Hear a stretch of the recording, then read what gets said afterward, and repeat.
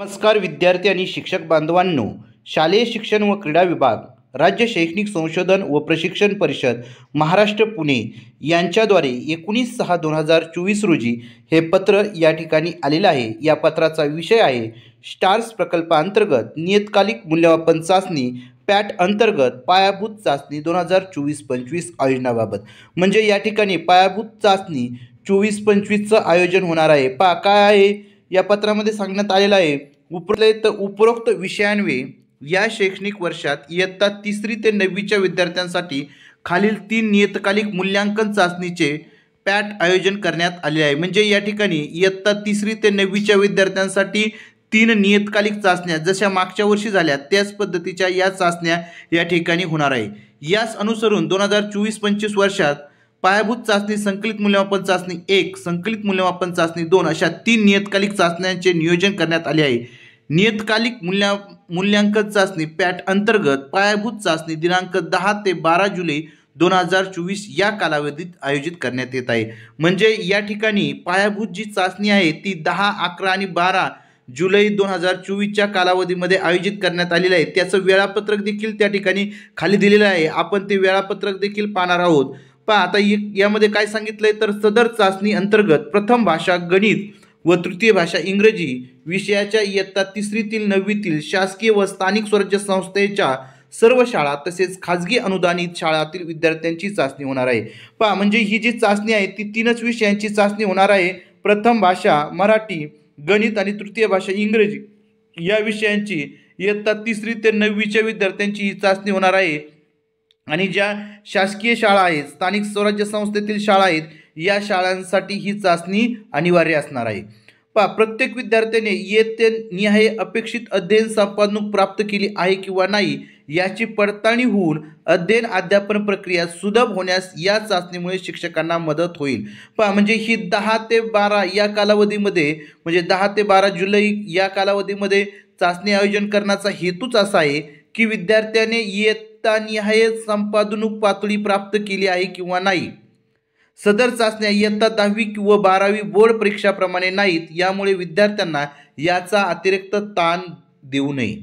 चाचणीचा मुख्य उद्देश विद्यार्थ्यांनी अध्ययन निष्पत्ती किती प्रमाणात प्राप्त केलेल्या आहेत हे शिक्षकांनी लक्षात घेऊन गरजेनुरूप अध्ययन अध्यापन प्रक्रियेत मूलभूत सुधारणा करणे व कृती कार्यक्रमाची अंमलबजावणी करणे हा आहे। म्हणजे या ठिकाणी विद्यार्थ्याची अध्ययन निष्पत्ती किती प्रमाणात साध्य झाली आहे आणि त्या गरजेनुरूप कसा अध्ययन अध्यापन प्रक्रियेमध्ये सुधारणा करायची आहे याची कृती कार्यक्रमाची अंमलबजावणी करण्यासाठी शिक्षकांसाठी ही चाचणीचा फायदा होणार आहे। आता या पायाभूत चाचणीचे उद्देश, उपयोग किंवा फायदे काय आहेत तर विद्यार्थ्याची अध्ययन निष्पत्ती संपादनूक पडताळणे व त्यामध्ये वाढ करणे। विद्यार्थ्याची जी अध्ययन निष्पत्ती आहे ती पडताळणे आणि त्याच्यामध्ये वाढ करणे हा एक महत्त्वाचा फायदा आहे। अध्ययन प्रक्रिया सुलभ होण्यास मदत करणारी चाचणी असेल। राष्ट्रीय संपादनूक सर्वेक्षण NAS मधील संपादनूक वाढवण्याच्या दृष्टिकोनातून मदत होईल। अध्ययनात मागे असणाऱ्या विद्यार्थ्यांना पुढे नेण्याच्या दृष्टिकोनातून कृती कार्यक्रम तयार करणे व अंमलबजावणी दिशा प्राप्त होईल। इयत्ता व विषयनिहाय अध्ययन निष्पत्तीतील राज्यातील संपादनूक स्थिती समजण्यास मदत होईल। असं या पायाभूत चाचणीचे उद्देश या ठिकाणी शासनाचे आहेत। 3 नियतकालिक मूल्यमापन चाचण्या पॅट संभाव्य कालावधी, म्हणजे कोणत्या कालावधीमध्ये या 3 पॅटच्या चाचण्या होणार आहेत तर पायाभूत चाचणी ती कधी होणार आहे तर 10 ते 12 जुलै 2024 रोजी पायाभूत चाचणीचं आयोजन करण्यात आलेलं आहे। त्यानंतर संकलित मूल्यमापन चाचणी सत्र 1 त्याची तारीख दिली नाही, परंतु माहे ऑक्टोबर 2024चा शेवटचा आठवडा किंवा माहे नोव्हेंबरचा पहिला आठवडा याच्यामध्ये ह्या संकलित मूल्यमापन चाचणी सत्र 1चं आयोजन होणार आहे। त्यानंतर संकलित मूल्यमापन चाचणी सत्र 2चं आयोजन माहे एप्रिल 2025चा पहिला किंवा दुसरा आठवडा अशा पद्धतीचं हे नियोजन आहे। म्हणजे या ठिकाणी संकलित मूल्यमापन चाचणी ही ऑक्टोबरच्या शेवटच्या आठवड्यातच होणार आहे, कारण की नोव्हेंबरच्या पहिल्या आठवड्यामध्ये दिवाळी आलेली आहे, त्याच्यामुळे ऑक्टोबरच्या शेवटच्या आठवड्यामध्ये संकलित मूल्यमापन चाचणी सत्र 1चं आयोजन होणार आहे। संकलित मूल्यमापन चाचणी 2चं आयोजन हे एप्रिलच्या पहिल्या आठवड्यातच होईल आणि पायाभूत चाचणीचं आयोजन 10 ते 12 जुलै 2024च्या दरम्यान आहे।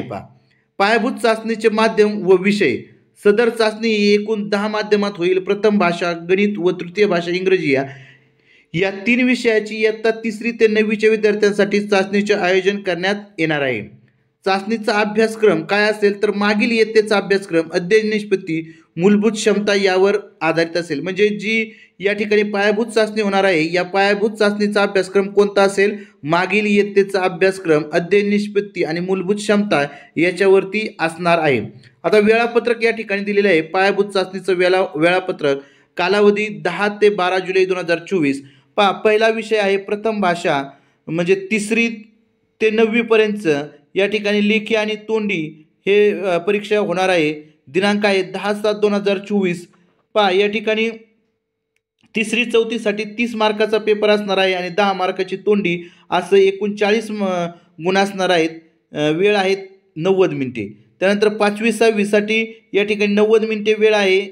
लेखी प्रश्नपत्रिका आहे 40 मार्काची आणि तोंडी आहे 10, अशी एकूण 50 मार्काची या ठिकाणी परीक्षा होणार आहे। आणि 7वी 8वी व 9वीसाठी 120 मिनिटे, त्यासाठी 50 गुण लेखी चाचणी आणि 10 गुण या ठिकाणी तोंडी चाचणी, म्हणजे अशी एकूण 60 गुणांची या ठिकाणी 7वी 8वी आणि 9वीची परीक्षा आहे। तसे भाषेची आहे, तशीच गणिताची देखील आहे आणि इंग्रजीची देखील आहे। म्हणजे 11 तारखेला गणिताचा पेपर होणार आहे आणि 12 तारखेला इंग्रजीचा पेपर होणार आहे आणि 10 तारखेला मराठीचा पेपर, अशा पद्धतीचं हे वेळापत्रक आहे।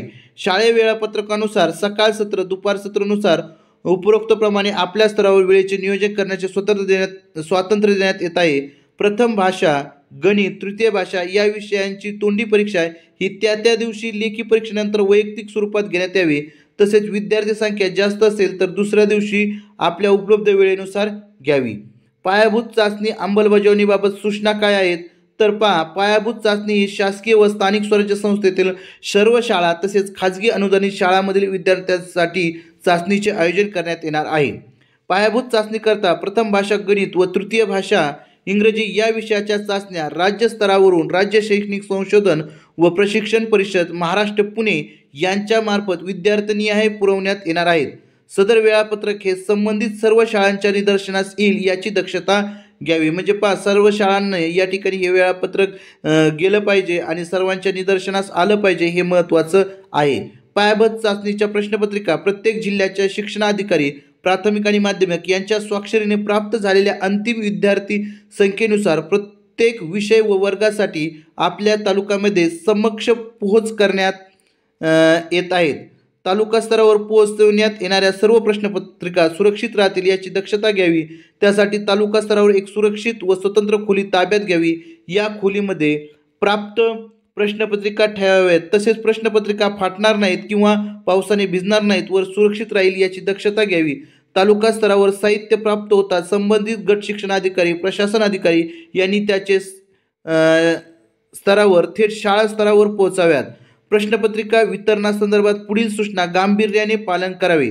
गट शिक्षणाधिकारी प्रशासन अधिकारी व तालुका समन्वयकांनी इयत्ता 3री ते 9वीच्या विद्यार्थी संख्येनुसार पुरवठा होताना स्वतः उपस्थित राहून पुरवठा झाला असल्याची खातरजमा करून पोहोच द्यावी।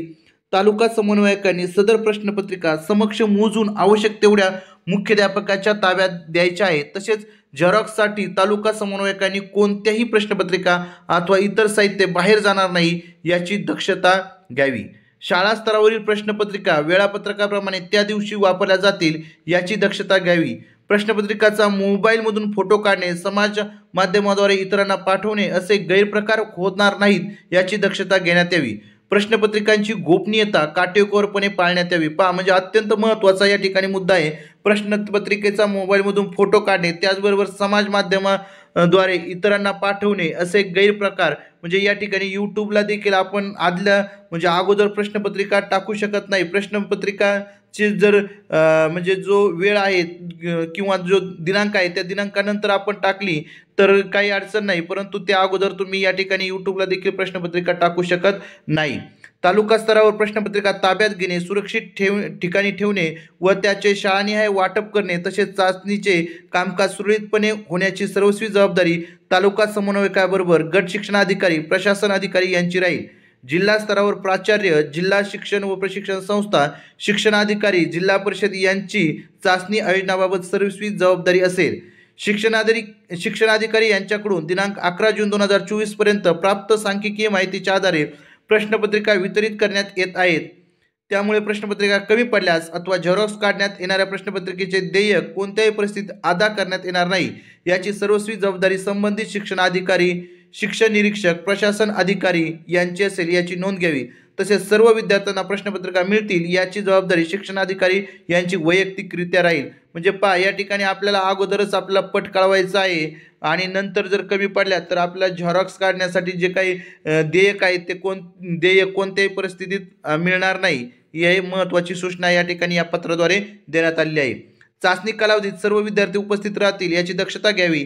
एखादा विद्यार्थी गैरहजर असल्यास तो शाळेत हजर झालेल्या दिवशी त्याची परीक्षा घेण्यात यावी। दिव्यांग विद्यार्थ्याच्या बाबतीत सदर परीक्षा घेण्याबाबत निर्णय संबंधित विद्यार्थ्यांच्या दिव्यांग प्रकारावरून शाळा मुख्याध्यापक, शिक्षक यांनी घ्यावा। आवश्यकतेनुसार विषय तज्ज्ञ किंवा विशेष शिक्षक याची मदत घ्यावी। प्रस्तुत पायाभूत चाचणी कशी घ्यावी याबाबत शिक्षकांना आवश्यक सर्वसाधारण सूचना, शिक्षक सूचनापत्रक देण्यात आलेले आहेत।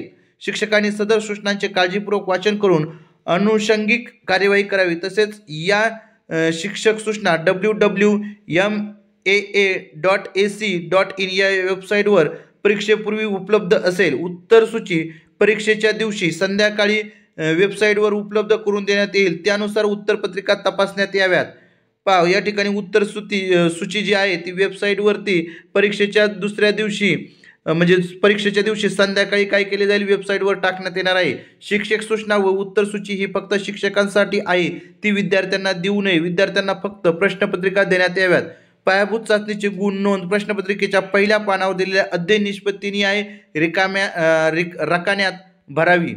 पायाभूत चाचणीतील गुणांच्या आधारे शिक्षकांनी विद्यार्थ्यांनी कृती कार्यक्रम तयार करून अंमलबजावणी करावी, जेणेकरून संकलित मूल्यमापन चाचणी 1 व 2 मध्ये अध्ययन निष्पत्तीनी आहे संपादनूक वाढण्यास मदत होईल। चाचणी कालावधीत करायच्या शाळा भेटीबाबत जिल्ह्यातील सर्व अधिकाऱ्यांनी शाळानिहाय भेटीचे दिनांकासहित नियोजन प्राचार्य, जिल्हा शिक्षण प्रशिक्षण संस्था, शिक्षणाधिकारी यांनी एकत्रितरित्या बैठक घेऊन करावे। जिल्हा स्तरावर केलेले नियोजन संबंधित तालुक्यांना कळावे। प्रत्येक तालुक्यांनी जिल्हा स्तरावरील अधिकाऱ्यांना दिलेल्या भेटीच्या शाळा वगळून उर्वरित शाळांसाठी शिक्षण विस्तार अधिकारी, केंद्र प्रमुख, विषय साधन व्यक्ती व विषय तज्ज्ञ यांच्या भेटीचे नियोजन करावे। म्हणजे त्या कालावधीमध्ये, चाचणीच्या कालावधीमध्ये अधिकाऱ्यांच्या भेटी देखील आपल्या शाळेवरती होणार आहेत। चाचणी कालावधीत राज्यातील 100% शाळा भेटी होतील, यासाठी संबंधित जिल्ह्यातील प्राचार्य, जिल्हा शिक्षण व प्रशिक्षण संस्था, शिक्षणाधिकारी, पर्यवेक्षण यंत्रणेतील सर्व अधिकारी कर्मचारी यांनी दक्षता घ्यावी। म्हणजे या ठिकाणी चाचणी कालावधीमध्ये 100% शाळेच्या या ठिकाणी भेटी होतील याची दक्षता घेण्यात यावी। तपासणी केलेल्या 10% उत्तरपत्रिकेचे रँडमली तपासणी करण्याचे नियोजन शिक्षणाधिकारी, प्राथमिक, माध्यमिक व प्राचार्य, जिल्हा शिक्षण प्रशिक्षण संस्था यांनी करावे। म्हणजे तपासणी केलेल्या 10% उत्तरपत्रिकेतली रँडमली तपासणी या ठिकाणी शिक्षणाधिकारी यांच्याकडून होणार आहे, ते नियोजन त्या पद्धतीने करणार आहेत। त्याच्यामुळे तपासणी देखील चांगल्या प्रकारे आपल्याला करणं गरजेचं आहे। उपरोक्त नियोजनानुसार दिलेल्या वेळेत सर्व नमूद इयत्तांची चाचणी होईल, याप्रमाणे नियोजन करण्याची जबाबदारी शाळेच्या मुख्याध्यापकाची असेल। तथापि स्थानिक परिस्थितीत लक्षात घेऊन काही बदल करायचे असल्यास संबंधित शिक्षणाधिकारी यांनी वेळापत्रकात बदल करावा व तसे या कार्यालयास अवगत करावे। जर काही वेळापत्रकात बदल करायचा असेल तर या ठिकाणी आपल्याला कळवायचं आहे। वरीलप्रमाणे आपल्या अधिस्थ शाळा मुख्याध्यापक, शिक्षक यांच्यापर्यंत पायाभूत चाचणीच्या अनुषंगाने योग्य त्या कार्यवाहीसाठी सूचना द्याव्यात। पायाभूत चाचणीचे गुण हे विद्या समीक्षा केंद्र VSK येथे नोंदवण्यात येणार आहे। त्याकरता संबंधित शाळेच्या शिक्षकांनी चाचणी तपासून त्याचे गुण विद्या समीक्षा केंद्र VSK यांच्या मार्फत उपलब्ध पोर्टलवर भरायचे असून याबाबत सविस्तर सूचना यथावकाश देण्यात येतील याची नोंद घेण्यात यावी। अशा पद्धतीचं संचालक या ठिकाणी राहुल रेखावार, राज्य शैक्षणिक संशोधन व प्रशिक्षण परिषद महाराष्ट्र पुणे यांच्या सहीनिशी हे जे पत्र आहे हे पत्र या ठिकाणी निर्गमित झालेलं आहे। म्हणजेच या ठिकाणी विद्यार्थ्यांची जी पहिली पायाभूत चाचणी आहे ती 10 जुलैला सुरू होणार आहे। 10 जुलै, 11 जुलै आणि 12 जुलै या 3 दिवस या ठिकाणी ही पायाभूत चाचणी विद्यार्थ्यांची होणार आहे। त्याच्यामुळे विद्यार्थ्यांनी या ठिकाणी विशेष काळजी घ्यायची आहे की आपल्याला मागील इयत्तेचा जो अभ्यासक्रम आहे त्या मागील इयत्तेच्या अभ्यासक्रमावर आधारित ही आपली चाचणी या ठिकाणी 10, 11, 12 जुलैच्या दरम्यान या ठिकाणी आयोजन केलेलं आहे। याची सर्वांनी नोंद घ्यावी. सर्वांनी हा व्हिडिओ पाहिला त्याबद्दल सर्वांचे या ठिकाणी आभार. धन्यवाद.